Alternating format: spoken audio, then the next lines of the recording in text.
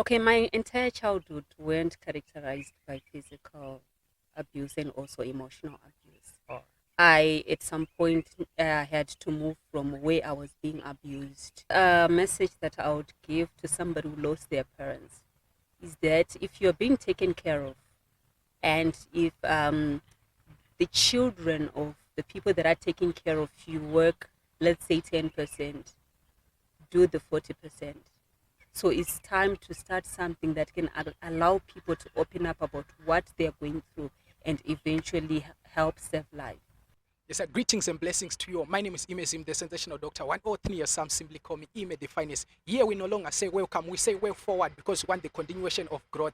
This is Wisdom and Purpose with Ime, where we help you earn more wisdom, become happier, healthier, and more wiser as well. And on this episode, I'm joined by the Royal Heart, Yvonne Chidochashe Manyanja, a mind transformative coach, a publishing author, and founder of EXL Incorporated. So what I want you to do right now is to fasten your seatbelt as we are bouncing back shortly. All right, welcome back. This is Wisdom and Purpose with Ime, and we have the Royal Heart, Yvonne Manyanja. So, Yvonne, thank you so much for joining us today. Thank you so much. I'm really excited to have you here. So, first, I always start with this question. I want to know what is the childhood memory that you think has defined who you are today? Oh, okay. I think there are lots that I can talk about. All right. And maybe to start with is how basically I grew up as a person. Because naturally I can't really say I had a decent childhood.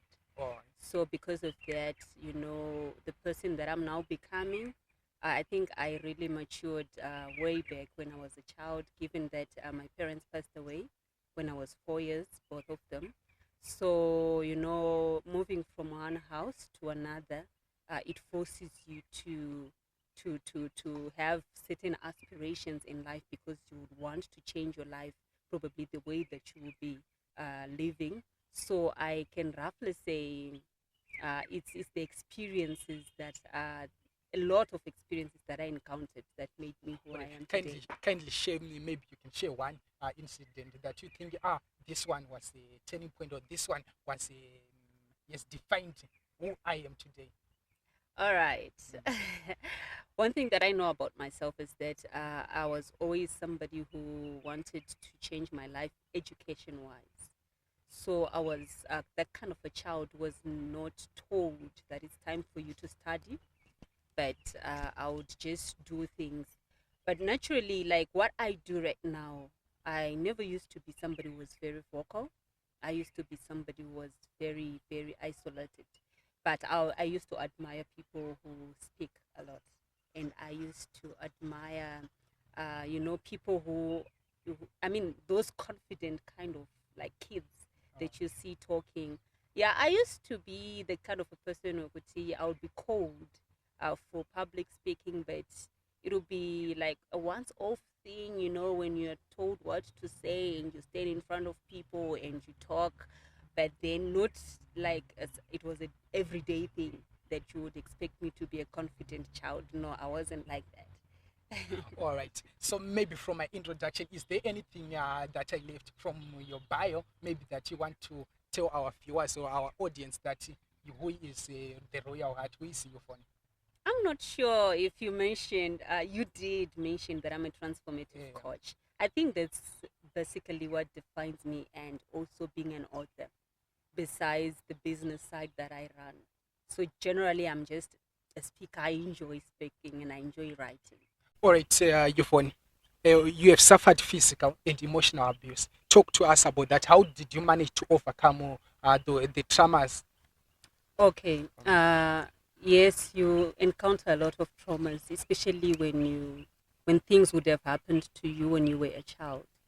But then growing up, there are certain things that will help you to let go, especially if you encounter people that are loving, because that's one thing that replaces what you might have gone through. But if you don't get people that fill in those gaps, you might continue to have the traumas for the rest of your life, and you might actually need professional help Or what professional help do you need? in terms of maybe going for therapy. All right. Exactly. You might need to go for therapy, especially if you're now grown up and you realize that your childhood has affected, let's say, your behavior and how you do things. You might eventually need to consider going to look for somebody who's professional so Oh, that all you right, get that but into you, place. on a personal level, how did you manage to overcome the traumas? I know some of the traumas they haunt you even when you are an adult. Oh, yeah, Yes, okay. How did yes. you manage to overcome those traumas? Okay, my entire childhood weren't characterized by physical abuse and also emotional abuse. Oh, I, at some point, had to move from where I was being abused to staying with a family that was loving.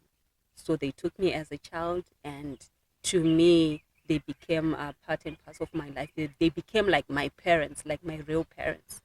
So, with time, you begin to forget the treatment that you. It's easy for a child, if you're still a child, to transition from a point where you were being abused to a point where you actually become somebody who's happy. In as much as entirely, you can't remove the whole picture from the mind, but at least you are at a place whereby you no longer become a harm to society just because there are some people who came in and felt that gap. all right. Yeah, let's move on. What do you know now that you wish you had known before? Maybe you wish you had known during your childhood. Okay, in what sense Maybe, exactly? maybe some during the phase you are being abused. Some people they think of abuse, they think of committing suicide. Some they think of different things. So, what is the wisdom that you now have that you wish you had during your childhood? Well, I think for me, I was privileged, honestly. Mm. Uh, because to be honest with you, when I was growing up, I think ndandinekamwe kakuphusa. I think if I can explain it that way, I was someone who accepted the fate that was there at that moment from a childhood age. I realized the fact that I don't have parents. If it means I have to be a good child, I had to be a good child at all costs. So when I was abused emotionally, to me, I didn't take it as emotional abuse. I took it as a child who's actually being maybe reprimanded for something that I might have done, which is wrong. Of course, there are situations whereby I would be beaten, knowing very well that I did not commit the crime. Those are rare cases whereby yes, eventually I would think, what wrong have I done to those people? And to some extent, they also developed a sort of like a bitterness in me while I was still a child. You become withdrawn and you feel, why are they treating me this way? But eventually, at that stage, even if I had known how to deal with the situation, there is nothing that I would do because I was just a child. All right, I understand you very well on Mm. that one. So we want to take a short break, but before we take a short break, I want you to leave a message. What a message do you give to people who lost their parents at a tender age and those who are being abused? Well, the first message that I would give to somebody who lost their parents is that if you're being taken care of, and if the children of the people that are taking care of you work, let's say 10%, do the 40%. Because in as much as it might seem like a lot of work for you, but it's actually preparing you for a brighter future. Because great people are people with stories that are not pleasant. So sometimes we feel that whatever that we're going through, uh, those things are going to destroy us. No, they will not destroy you. They actually build you because they are building something that a lot of people don't have today, which is called resilience. Because you develop a certain character of wanting to do things at all cost, despite the pain that you might be going through. So at most, it's good to just be an obedient child. But in the event that you see the abuse is extreme, for example, we can't justify like sexual abuse. It's good to go and report because eventually it will affect how your mind will operate in the future. So if it's extreme, it's in the extremes whereby you really, it's overwhelming and it's making you think of taking your own life, then it's advisable to go and report to authorities that can help you. And also, I'm sure there should be at least one relative that care about you. Go and talk to that person. All right, let's take a short break. Viewers at home, don't go away. We will be after this break. We will talk about EXL Plus Incorporated. So what I want you to do right now is to fasten your seatbelt. We'll be bounced back shortly. All right, welcome back. You are still watching Wisdom and Purpose with Ime. So, Yvonne or Coach Yvonne, Yes. tell us, you are the founder of EXL Incorporated. Tell us about that and what does it do? Well, EXL Plus Incorporated is a company that is into business consultancy. So we offer services such as, the preparation of legal documents like company registration. We offer advisory services, and we are actually branching into, offering the business consulting, like business growth consultancy, where we help, especially startup businesses, on how they can structure their business for growth. So basically, that's more like the focus that we have. Then we are incorporating coaching in the business consultancy, because we believe that there are some people that want to do great things with their businesses, but they're just failing to get what we call accountability partners. So we come in as accountability partners. We ask you, how are your goals as a company, and we also ask you, how much have you gone from the period that you started the company to where you are right now, and what are your long-term goals. So all those things we're incorporating under EXL Plus Incorporated. All right, that's amazing. So, I once heard about the sanctuary. What is it Yes. about? All right. The Sanctuary, it's an organization that started 2021. I had gone through intensive depression. It was something that emanated from a church that I used to go to. So, the disturbances of you being of service in a church, and then there just rises some gossip that utterly destroys you. So when I was going through the process of depression, I just had this voice telling me, what you're going through right now is what others are going through. So why not start an organization that helps people who are going through mental health issues? And I did listen to that voice, and we used to host a lot of seminars, and I'm glad to say it has helped a lot of people, because there's one seminar which we conducted, and there was a person who actually wanted to commit suicide. And when we had that seminar, the man said, I will never have those thoughts again. So to me, the sanctuary is like an organization that started sort of like as a call to say, a lot of people are going through stuff and they are not willing to open up. So it's time to start something that can allow people to open up about what they're going through, and eventually help save life. So it's more like a saving life organization. All right, I noted that you mentioned something about depression. Yes. So, how can a person, people who are depressed, they don't know that I'm depressed. They Mm. might feel just bored with something they were used to do. So, how can you identify the problem, or to I To note that know. I'm depressed? Yeah. There are a lot of people that are going through depression and they really don't know it. It's quite true, given especially the circumstances that are surrounding people's lives in our nation currently. You find that it could be financial issues that are actually depressing somebody. So when you see yourself overreacting at some time, if you see yourself overreacting, let's say somebody's trying to communicate with you in a nice way, but you find yourself, lashing out and things like that, then you might also need to check if you're not depressed. And also, if you see yourself being withdrawn, because you might be somebody who's very, very vocal like myself, and then you find yourself all of a sudden you want your own space, you just withdrawn, you don't want to talk to anybody, and just talking to people kind of irritates you. You might need to check if you're not depressed.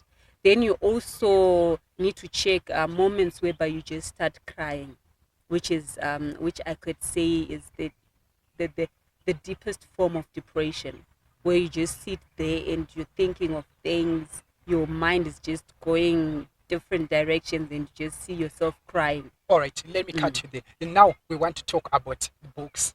You have written quite a lot of books. So now we want to talk where you have written a book called Harmony is the Answer. Yes. Tell us about that book and what motivated you to write that book.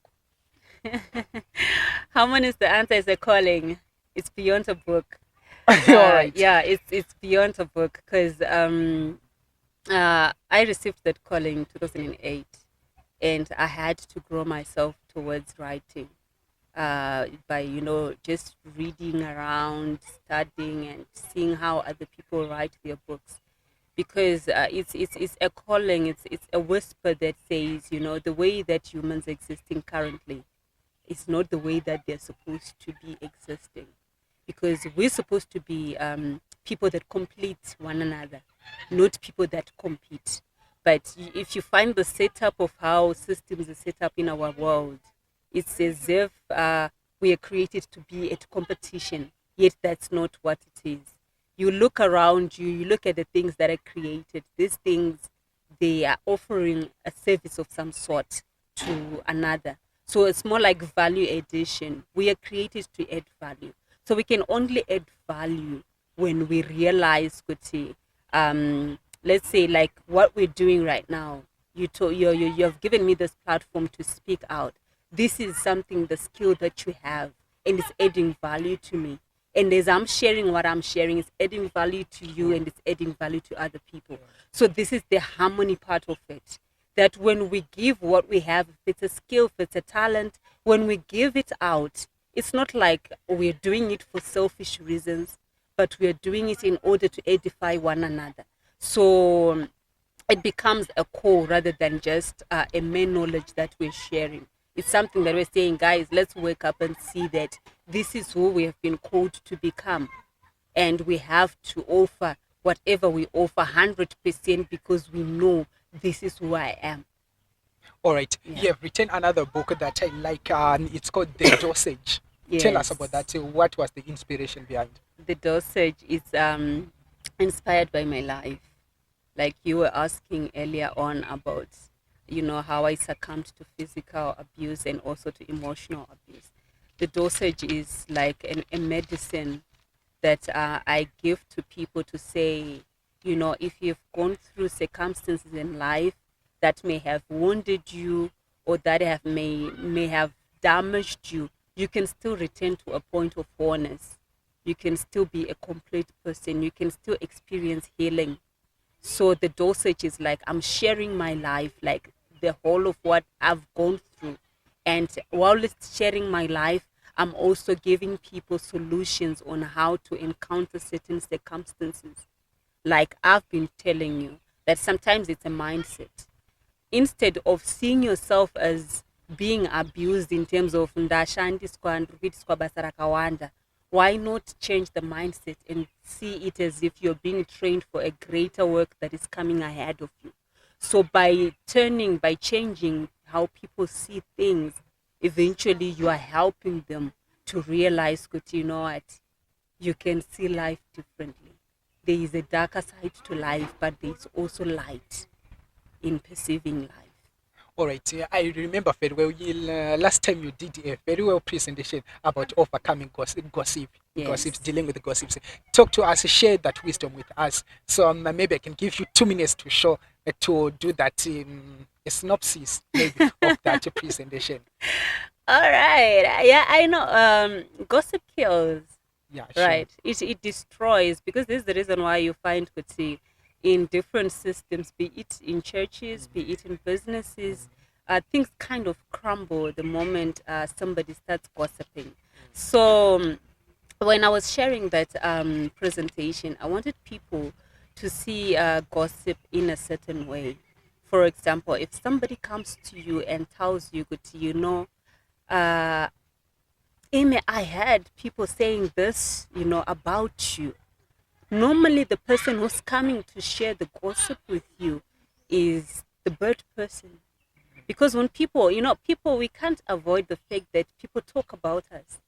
It's a reality. If you're not talked about, then I don't know what kind of a person you are. But Yeah. people will talk about you. But it is the person who brings the reported speech who comes and destroys you.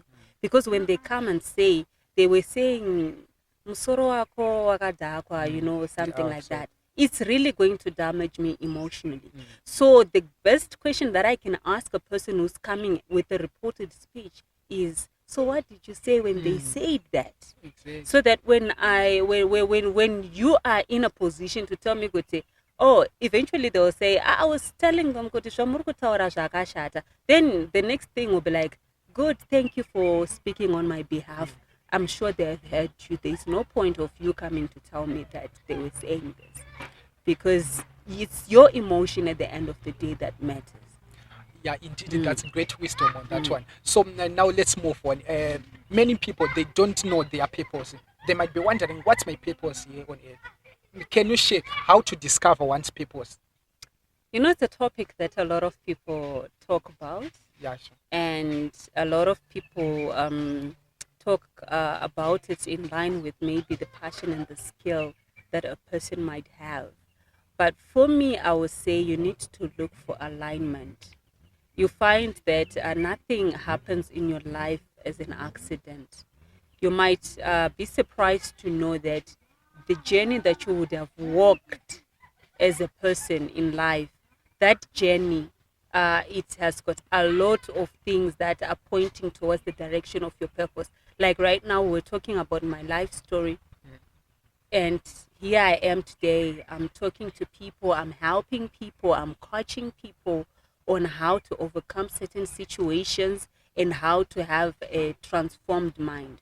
You will find with the skills that I have, being able to speak, they are coming in alignment with what I've been called to do or what I've been created to do. Sapangwa Pacho, check your mind, check your life. Usually surrounding your life. What are you passionate about? What is your skill? What is your talent? And then you align those things. When you align those things, eventually you will know, maybe I'm called to help the orphans. Maybe I'm called to be a doctor. Because ukangona muno akuvara apa, you don't need kuswera wanzi omari kuti urape munhu. Eventually zvinotongo kuforsa wega kuti uende unoassista that person. Then look for those things, and that will help you to know that this is what I've been called to do, because I don't feel, and it I'm not pushed to do. All right, these we are things. running out of our time. So let's do a quick one. So you are a transformative mind coach. Yes. Tell us, how can one transform his mind or set his mind for success? Okay. Are you a Christian? Maybe that's the first question that I might want. Yes, I'm a Christian. I love this scripture from Romans. It's chapter 12, verse 2, if I'm not mistaken. No one's either 2, verse 12, but it's 12, verse 2, which says, do not conform to the standards of the world, but be transformed by the renewing of your mind.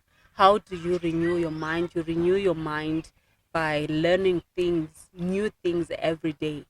You don't say what you have learned today is what you're going to run with for the rest of your life, because the world is a lot of books, and the moment you're learning one thing to the other, you're actually transforming your mind, because you are learning things that you have never learned before, and they help you to gain higher wisdom. All right, now, so viewers, we are still watching Wisdom and Purpose with Ime. Now let's take a short break, and we'll be right back after this with some funny questions.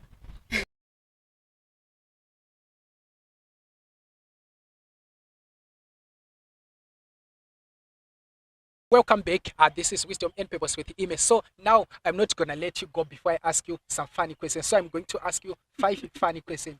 So my first question is, if you had to rewrite your life story, which part would you rewrite?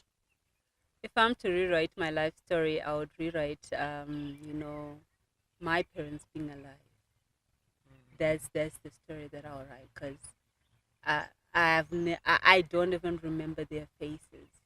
So it's something that I've always desired to. If I was given an opportunity, I would want to know how it feels to be a child with parents. Sure. Yeah. All right. My second question is, if you had to create one universal law, which one would it be? One universal law. It would be follow your purpose, but don't forget to live. What if I can't find my purpose? Don't forget to live. Okay, if you can't find your purpose, you've got to find ways on how you can find your purpose. But the whole concept is on don't forget to live. Because a lot of people, when they do things, they forget that one day they are going to leave this earth. So they forget to just have fun, to just enjoy To life. enjoy life. Exactly. All right. So my third question is, what is the best and the worst advice you ever received? So maybe we can start with the best. The best advice. The best advice I received was never move away from God. Never move away from God. I think that is the best because it has worked for me. What Then about the worst? the worst advice was um, just run away from home. When you're being abused and you're going through, emotional trauma, and then somebody comes and say, why can't you just move away from home? You have nothing to go, nowhere And to you go. don't even know where to start. And if you do that, will you still maintain relations?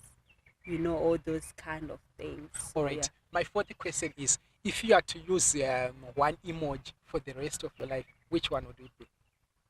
This one. Oh! All right. I don't know what you call it, but the muscle one. All right. All right. I got you. Why that one? Well, it's a symbol of strength for me. All right. Yeah, it's All a right. symbol of strength. All right. Indeed. All right. What is the thing you will never do in your life? The thing that I'll never do is to look down upon people, despite where they're coming from, their backgrounds, or it's one thing that I told myself. Everybody's unique, so nobody deserves to be looked down upon. Yeah.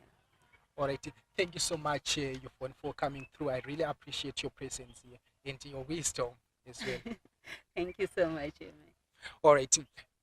This is Wisdom and Purpose. So if you are new to this channel, please like, subscribe, and share. Tell a friend to tell a friend. My name is Imesim, the sensational Dr. 103. See you next time. Cheers.